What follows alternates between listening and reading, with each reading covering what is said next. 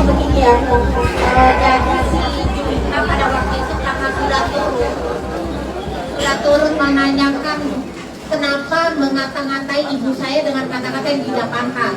Ketika dia sudah turun dari mobil tersebut, diserang, dipukuli oleh si pelaku. Nah, karena pada saat terjadi pemukulan tersebut, maka secara spontan seorang ibu, saya juga seorang ibu, pasti akan refleks langsung menghampiri kondisi anaknya yang dipukuli dengan mencoba melerai.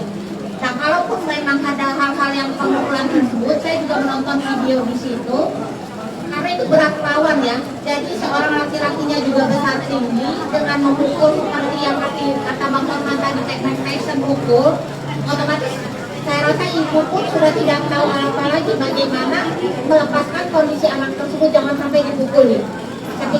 Hotman Paris sebut budaya baru di Indonesia diviralkan dulu baru diperhatikan. Pengacara Hotman Paris Hutapea akhirnya menemui secara langsung korban pemukulan di pom bensin yang ada di Palembang atas nama Juwita Puspasari.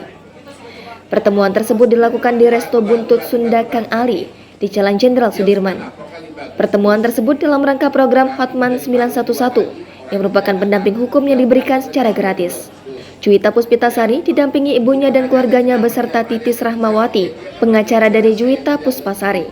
Menurutnya, karena ia viralkan maka aparat bergerak cepat.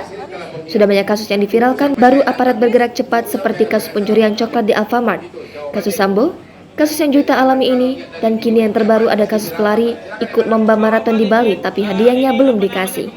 Menurut Hotman, ia datang dalam program 911. Namun, kasus yang ia tangani selektif karena dia juga manusia dengan segala keterbatasannya. Sementara itu, menurutnya terkait kasus Juwita, ada yang kirim video pemukulan tersebut ke medsosnya. Ia melihat ini keterlaluan seorang laki-laki gagah memukul. Melihat itu, ia langsung tertarik, terlebih ternyata laki-laki tersebut anggota DPRD dari Partai Gerindra. Menurut Hotman Paris, setelah itu ia posting di Instagram meminta perhatian Pak Kapolri agar memberikan atensi untuk meminta agar Kapolda Sumsel memberikan atensi serius pada kasus ini dan akhirnya jadi viral. Sementara itu, Juwita menceritakan kejadiannya pada saat antrean di SPBU pada 5 Agustus lalu. Ia dan ibunya mau isi BBM dan sudah antre. Tiba-tiba ada mobil menyalip antrean. Menurut Juwita, ia tertarik dengan plat mobil tersebut karena pikir Jenderal Sapa pakai plat ada bintang-bintang. Kemudian Juwita foto dan di situ anggota DPRD tersebut masih ngomong kasar.